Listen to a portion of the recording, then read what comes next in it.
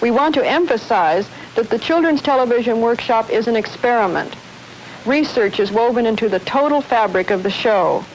Every segment is being tested and evaluated by the toughest critics of all, the children themselves. 13. 14. The job is helping children reach their highest potential. We're always looking to identify what are the critical educational needs of children. Let's hear you sing the alphabet. A, B, C. One example is we have a literacy crisis that our country has been facing for a while. We've worked with the military on a whole series of shows dedicated to those families and those families' needs. We're in over 150 countries internationally.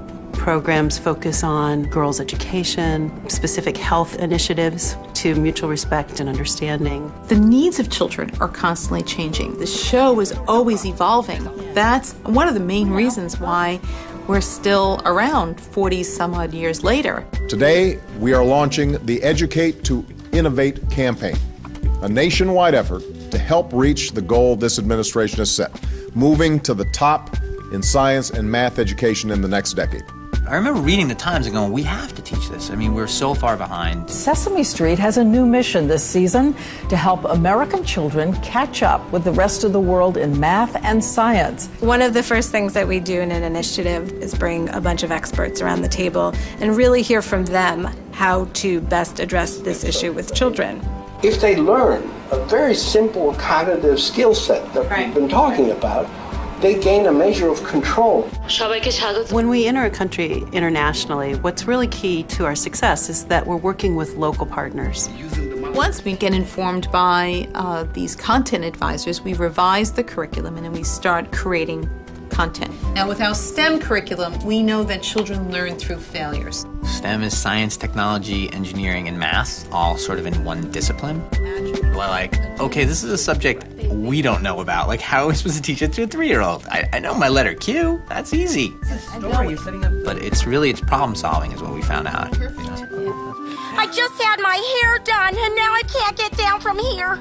You see, I'm a cow, and cows can't walk downstairs. With Super Grover 2.0, we are actually modeling the processes of STEM, but we're also giving children the language of these concepts. Oh, I think you just made a ramp, Super Grover. So what's a ramp? It's working. What's a lever? What's a pulley? We're trying to understand what children know before they're exposed to our content. Can you tell me what a hypothesis is? That's a tricky one. Say like Super Grover. We ask them a whole bunch of questions about particular topics, and then we'll show them some content that addresses that particular subject. How will we ever get this heavy piano up to our nest? And what we try to do is make sure that the educational message is embedded in what's funny. Then after they watch, we want to see what they learned from the content. And how did he get it up? The pulley. That's STEM education for a preschool audience. We did it! We don't just say we're an educational company that makes educational media.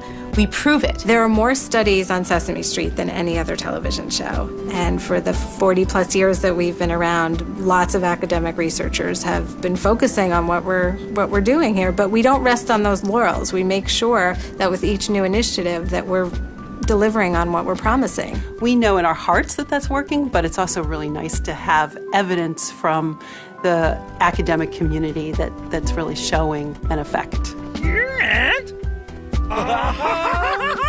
No other program works as hard as we do to make sure that its content is relevant to the lives of children. It's all right. It's entertaining to these children. This stop sign is an octagon. But as they're entertained, they're learning. And that's what one of our founders, Joan Gans Cooney, wanted from the very beginning.